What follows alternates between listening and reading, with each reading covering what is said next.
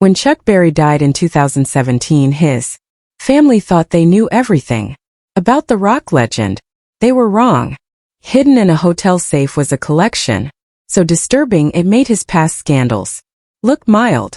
We're talking about the man who secretly filmed hundreds of women in his restaurant bathroom. But what they found in that safe was different. It wasn't just about voyeurism anymore. The contents revealed a side of Berry that even his closest family members never imagined. Today we're opening that safe and exposing what Chuck Berry spent decades hiding from the world. Chuck Berry was born on October 18, 1926 in St. Louis, Missouri. His full name was Charles Edward Anderson Berry, and he came into the world during a time when segregation ruled nearly every corner of American life. But his family wasn't ordinary. His father, Henry Berry, was a Baptist deacon and contractor. His mother, Martha, was one of the rare black women of that era who had earned a college degree and become a certified principal. They lived in a neighborhood called the Vale, a tight-knit black middle-class community where ambition was strong and pride ran deep. Chuck was the fourth of 6 children, growing up in a home filled with music, discipline, and cultural identity. The world outside was divided, but inside that house there was harmony. The separation between black and white life was so sharp in St. Louis that Chuck didn't even see a white person until he was 3. One day he saw firemen fighting a fire and thought their faces had turned white from fear. It was the kind of misunderstanding only a child could have, and only in a world that divided people by skin color. As he grew older, the reality became much clearer and much harsher. Public places were off limits. Parks, pools, and playgrounds were for white kids only. It wasn't just about where you could go.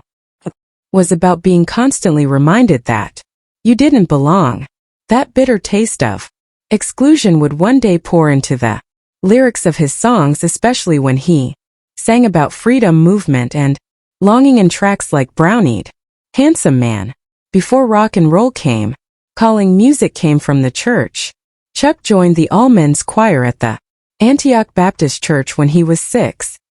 His father's sermons filled the air. His mother played the piano with grace, and his siblings sang around the house. The church was one of the few places where black voices were fully allowed to rise, and Berry soaked it all in.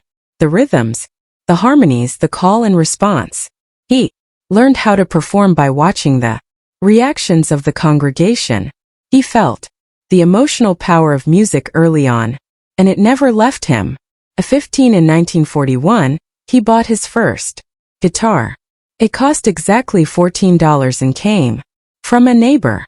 He had no formal training, but he had records by T-Bone Walker and Muddy Waters.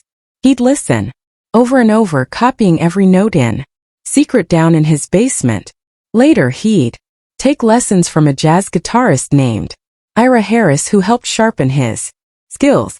That same year he performed in his high school talent show at Sumner High, the first all-black high school west of the Mississippi. He sang Confessing the Blues, and even though the school's administrators didn't like the song's raw edge, the students loved. That night Chuck Berry realized something important. Music could move people even if it got him in trouble. But in 1944, when he was just 17, everything fell apart. He and 2 friends set off for California, dreaming of something different. But the trip turned reckless fast. They found an abandoned pistol in Kansas City, and what followed was a string of robberies: a bakery, a clothing store, a barber shop, and then a carjacking. They were caught and sentenced to 10 years. Even though it was their first offense, Chuck ended up in the Intermediate Reformatory for Young Men in Jefferson City, Missouri.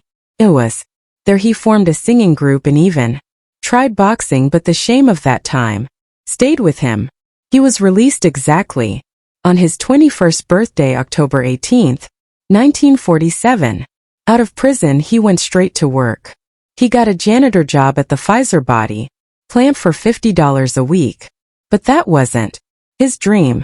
He enrolled in night classes at the Poro School to study hairdressing, hoping to become a licensed beautician. During the day he cleaned floors. At night he styled hair. And in between he played guitar whenever he could. He also did photography, carpentry, and any other job that could help pay the bills. His first post-prison car was a 1941 Buick Roadmaster, a symbol of freedom and motion that would later echo in his lyrics. In 1948 he married Thea Todd Suggs. She had waited for him while he was locked up, and a year after his release they made it official. In December 1950 they had their first child, a daughter named Ingrid. Now, Barry was working for more than just himself. He had a wife, a child, and a dream that still hadn't fully arrived. He bought his first electric guitar in 1950 and picked up gigs where he could. He even worked night shifts at a St. Louis radio station just to stay connected to the music world. His first paid performance happened on June 13, 1952. It was just a small local gig at Huff's Garden. He earned $6 that night. Wasn't much, but it proved something. He could get paid for his music.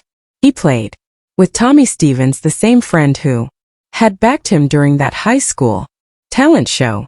That gig opened the door to more performances, including one with pianist Johnny Johnson.